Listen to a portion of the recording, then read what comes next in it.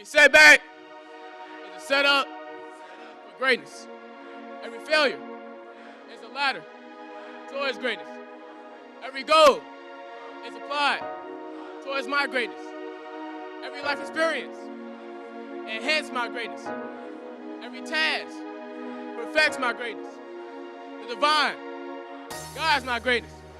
I am greatness in the making.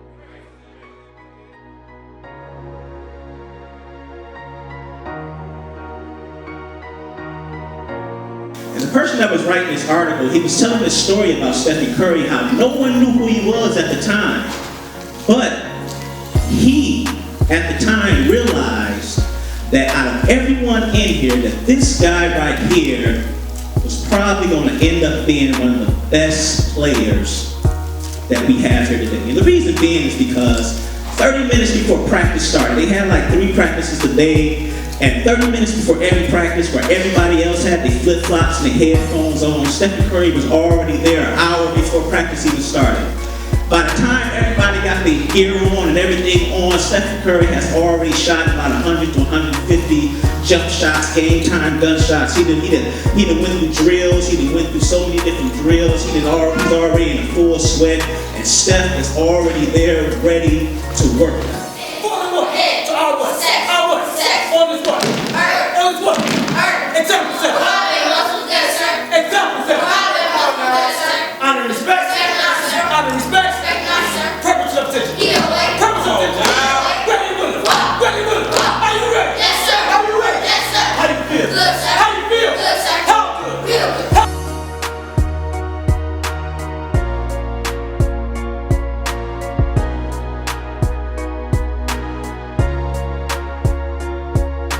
Every one that he takes, I'm claiming 10,000.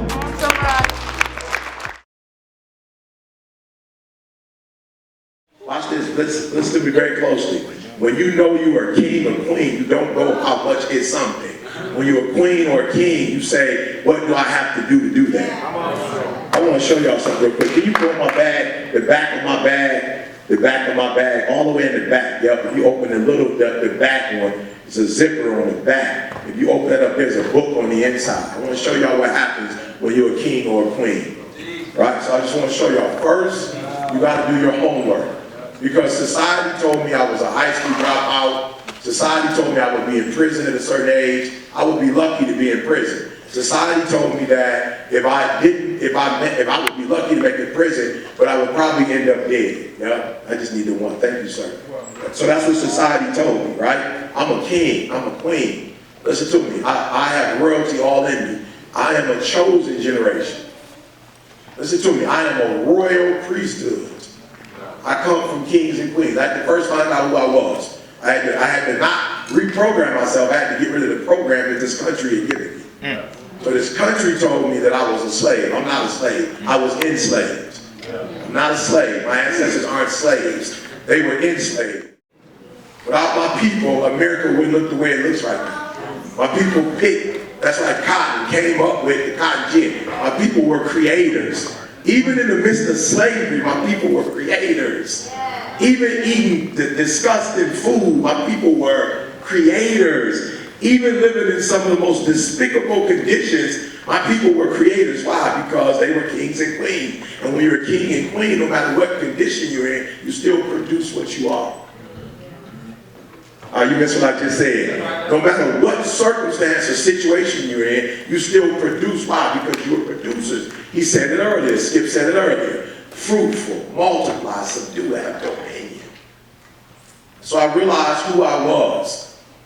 I realized that if this is who I am, then the only way it's going to be activated is I got to activate it, because I don't live in a society where it's automatically activated. So it's real, it just has to be assembled. And a lot of you young people, and I don't mean this in a disrespectful manner, but you are weak. You are spoiled brats. You have a spirit of entitlement. And I say that because you will activate what is given to you, but you won't activate what's not given to you. So because video games have been given to you, you're going to go on there and take your kingship and put it in a video game. If they tell you to play football or basketball, then you're going to take what they give you. Now here's the reality. I tell every young person, they say, I don't get why you say that. Because if you were really about making money and about sports, you would never play football in the first place. That's what was given to you. You would never play football because you probably can't walk when you finish playing football. It's like having a car accident every play.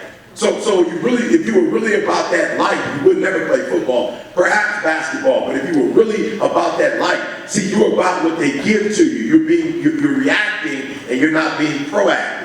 So they give you football, they give you basketball, so that's what you took. But if you were a real athlete, you would take baseball. You play baseball if you was really about sports. Why? Because if you play baseball, this is the most contact you're going to get.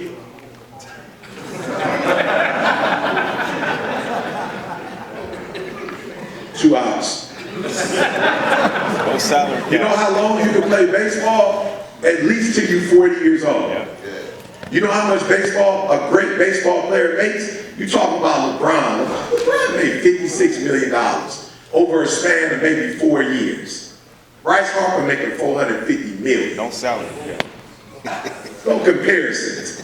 And LeBron and them running back and forth. Bryce Harper out in center field. He might catch the ball. He might catch the ball 3-4 times a game. Anybody hitting the ball out there for $450? That's what you doing for $450,000? And watch this. And football is not guaranteed money. And basketball is not guaranteed money. And baseball is guaranteed money. And so we play the sports that they give us. And all I'm trying to tell you, number 2, is take ownership. So every black man, when I go to school and ask them what they want to be, everybody want to play basketball. As if that's a doggone degree. You sitting here telling me you want to play basketball. When I ask you, okay, what college you want to go to and what you want to do, you're like, I want to play basketball. Basketball is not a major. It's not a major. You can't go to school to play basketball.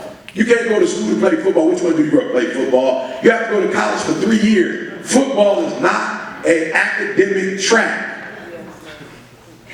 Just talking to a kid the other day that played at Michigan State for 4 years, didn't make it to the league. I was sitting here talking to this kid. I'm like, bro, this is unbelievable. Like, you went to school for 4 years and you can't talk. I was like, what were you doing? It's like, I was putting everything into football. Young people look at me and go, man, you're a public speaker. Look, this is what we was doing before we played football. This is what we was doing before we played basketball. E, you phenomenal. I'm not phenomenal. I am Frederick Douglass. Maya Angelou, we always been able to write and speak. I'm not doing anything unique. I'm only doing what's in our ancestors' DNA. But I'm not letting people tell me that I can just play football and play basketball. I'm going back to my ancestors that tell me that we do poetry, we speak, we use language. So I wrote a book called You Ain't the Boss of Me, because kids hate being told what to do. But until you master yourself, somebody always going to tell you what to do.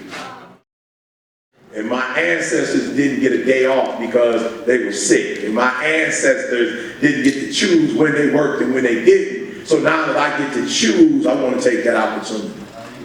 So I wrote a book to kids. Oh, y'all going back. This is unbelievable. I wrote this book to kids. There's 4 personalities in the book, and I wrote real simple language. And at the end of it, you take an assessment test that shows you who you are. And then after you take the assessment and find out who you are, it shows you what career path you should take. And then once you find out what career path you take, responsibility. Watch this. Thank you so much. Give me a hand. Remember how you had to put them in the envelope and lick them and take them to the post office? You remember there were so many in the post office? Let's not do that this time. Sell them in bulk now. And so I just left here working with one of the owners of the Milwaukee Bucks, and he was like, look, I want every one of my staff members to get 20. I'll buy them, and I want you to get 20 and give them to 20 kids that you know. Are you hearing what I'm saying? When you know who you are and take ownership, when you start using your gifts, you get to decide who decides and who decides who decides. Somebody said, but if they get 426,000 books, I'm sure you're going to give them a discount. I said, oh, what? A discount for what? Why would I give them a discount? this book is going to change. And the young lady who decided to get it for the entire school district said, I've never seen a book written so simple and helps kids to identify who they are. This is genius. Let's use the last 10, 15 minutes for Q&A. We've said enough. Let's go back. Number one, do your homework. Find out who you are. Arthur Ashe, Athena Gibson, before there was Venus and Serena. Go do your homework. Go study. Go study. Go study. Go study. Go study. Help me out. A.J. Gaston, who would call, come on, born in the Reconstruction period in Birmingham, Alabama. Go back and do your homework. You think you always been enslaved.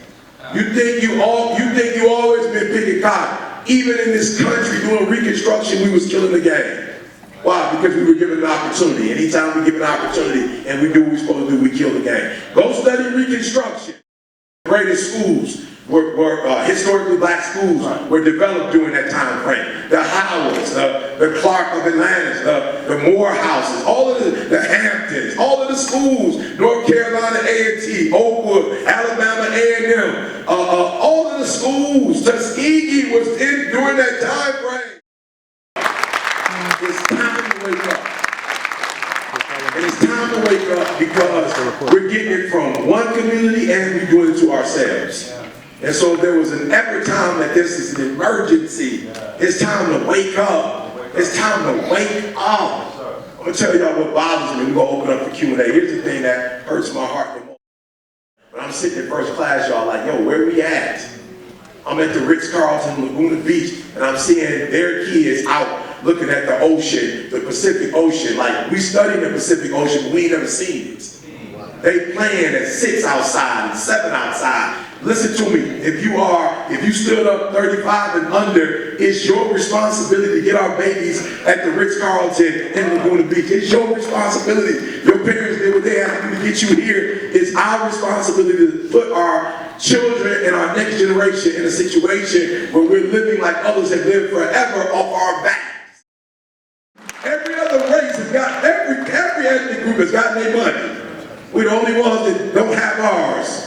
And it's time for us to get what our ancestors worked for, and it's time for you to work to the same level your ancestors worked, because they did it for free. It's time to start going to the library, young people, or it's time to start reading books. And if you're lazy, listen to an audiobook. It's time to get your credit up. It's time to have money in the bank. It's time to have real estate. It's time to get into some, instead of you playing video games, create some of these video games. It's time. When the editor read the second book, Dave the Bully, she said to me, you played yourself. I can tell in this first one, even though it's sweet, you let people change, you let some educated folk just mess it up a little bit. She's like, don't do that with the second one, keep it raw. This book was not written for the Queen's English. This book is written for our kids in the neighborhood. Keep it authentic. Let them change the grammar. Make sure that the grammar is correct. But the syntax, don't let them play with that. They have no idea what you're doing and why you're doing what you're doing. Don't let them mess it up again. Are you hearing me? Yeah. Be your authentic self. And your gift, I promise you, not people, your gift will make room for you. Amen. Appreciate you. Yes. Real briefly, so I've been doing community activism and advocacy and small level education for the past 8 years. How do I transition to a more corporate level of operation? One, I want you to look at your gift, look at what you do wrong, like it's just a natural talent. And then I want you to look at, if you were to take it to a skill level, what would you have to do to take it to that level? So if I can get $50,000 to $60,000 from a corporate company, times 50 gigs a year, then I can put myself in a position where I can go to the Boys and Girls Club for free. You feel me? So although I don't like that work, it is the most rewarding work, the more advantageous in terms of my time. The Baptist preacher might have told 5 stories and didn't finish none of them. The man told 5 stories, he finished no story. You feel me? But what do? Deductive reasoning. But when you're dealing with the Caucasian world, it's very linear. So it's A1, B. You feel me? It's like, so I had to learn. So I sat there and listened to my teachers, right? I learned that, it's not teaching, it's pedagogy. So I thought, okay, well, pedagogy it is. You know, decentralization. So there's a different language. I don't walk around my grandma using my PhD language. When I do corporate work, we bring her out. You feel me? So it's like having a tool belt. And a lot of us have a tool belt, but it's empty. Hello, sir. My name is Sabu Malal. I'm a 17-year-old from Kingdom Prep, and I would like to ask you a couple of questions. My first one is, what makes you wake up in the morning? My second one is, how did you find out about your purpose and gifts in life? And the third one is, how can I find my purpose and gifts in life? All right? I told you, I said my next goal is to win the Nobel Prize. So my responsibility, my wife, MS, she's doing phenomenal. Right? That's my job, to wake up every day and do what I got to do to make sure she's better. My son finished Michigan State, 4 years, worked for Tom Izzo as a manager. He now works for my company. My daughter's a senior. She worked at Michigan State. She works for my company. That's what hits me up every day. Like, yo, E, you might die tomorrow. You need to stack that bread, right? So that your kids can have a place to work when you leave, and then your grandkids can have something. Does that make sense? So then the schools I go to for free, the kids I pay to go to college. A Bill Gates Millennium Scholarship, he paid for all 4 years, paid your master's, PhD. There's no way my man ain't from the hood, he take care of everybody in the hood, and I'm from the hood and I can't take care of nobody. So that's what makes me get up at 3 o'clock in the morning. I got work to do, bruh. I got work. Anybody got time for video games? Somebody's like, have you seen Power? Have you seen Empire? I'm trying to build my own empire. I got time to be watching Empire. I'm trying to build an empire. Are you hearing what I'm saying? And so that's number one. How did I find my gift? There's a test that I took. You can go to etinspires.com and just look for the assessment. There's an assessment that we give out. It shows you what you are, and it shows you where your gifts are. I looked at it at the end of this year, and there are like 18 words for mine, and the top words is inspiring, enthusiastic, and I chose inspiring. And I put a plan together in 2019 to be the most inspiring human on the planet Earth. Hey, how's it going? My name is Darren. I'm a junior here at Marquette. First, I want to thank whoever, like everybody who put this event together, because I'm definitely learning something about myself as a junior in college that like I felt was the right way, but I didn't have the mentoring and like always had doubts. You know what I mean? So it's hard to fight with yourself. But don't say that. We're using positive words. Positive words. It's not hard to fight with yourself. You can fight yourself. Thank you. Thank you. My question was, once you know you have all these gifts and this purpose, which I've always felt like I had it, but I've always been fighting with myself, and like I ain't have the right resources growing up. So once you, like with that being said, I'm very impatient. So it's like I know I got it, and I want it to happen instantly. How do you deal with being patient and knowing that it's going to come? Patience is not working for you, is it? So stop doing it. Right? So what I want you to do is I want you to pray that patient people start coming to your atmosphere. I want you to look up the word patient, and I want you to come up with an affirmation. I will be patient. I can be patient. I must be patient. And I want you to say that affirmation 3 to 5 times a day. I want you to, the reason why you're not patient is because you keep saying you're not. That you telling yourself you're not, so yourself is saying I'm not. I'm just saying, you telling you're not patient, so your body's like, we ain't patient. That's what they told her. That's what they told her. Like, you don't have to look. You're not a zero. You're not a zero. You're not a white female. You don't have blonde hair.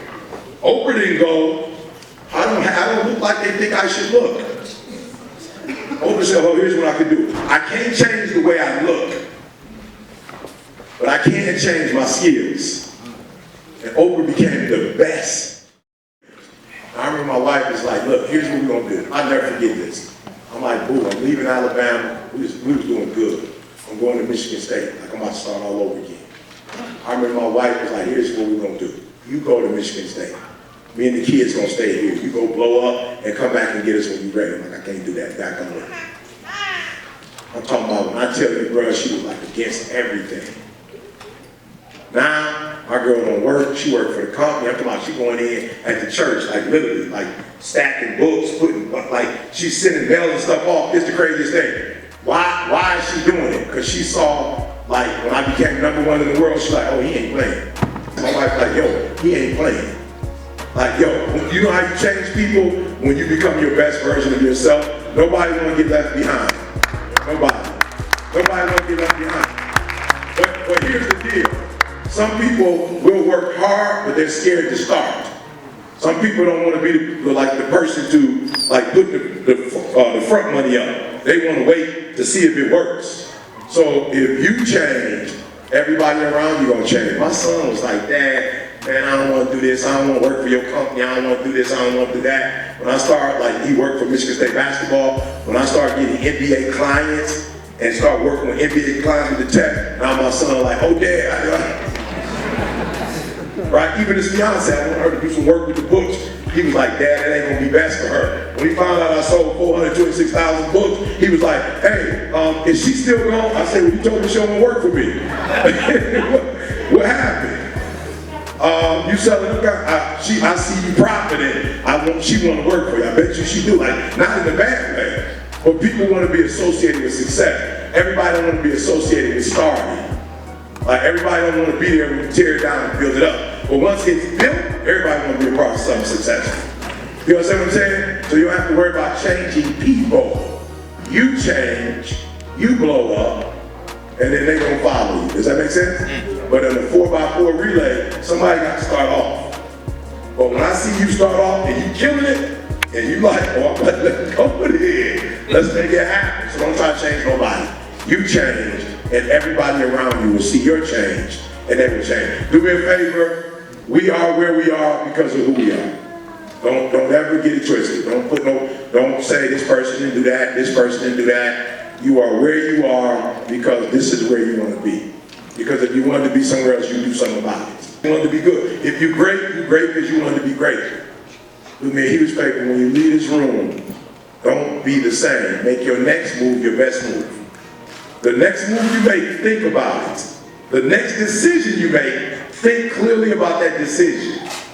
Make your next move your best move, and do me a favor, make the rest of your life the best of your life. Whatever happened before, my daddy wasn't there, my mama, from this point forward, make it the best of your life. I love you. Let's give a hand for Dr. Eric E.T. Thomas. Bondale, Singleton, and CHAMPS. Marquette University Educational Opportunity Program. A whole lot of everybody there, every speaker, every person that's talked. And thank you for bringing people out. Also, make sure we'll be communicating by email in the future and let you know next steps. Also, remember champsmentoring.org, and also remember ET Inspires. All right? Be safe. Have a great day.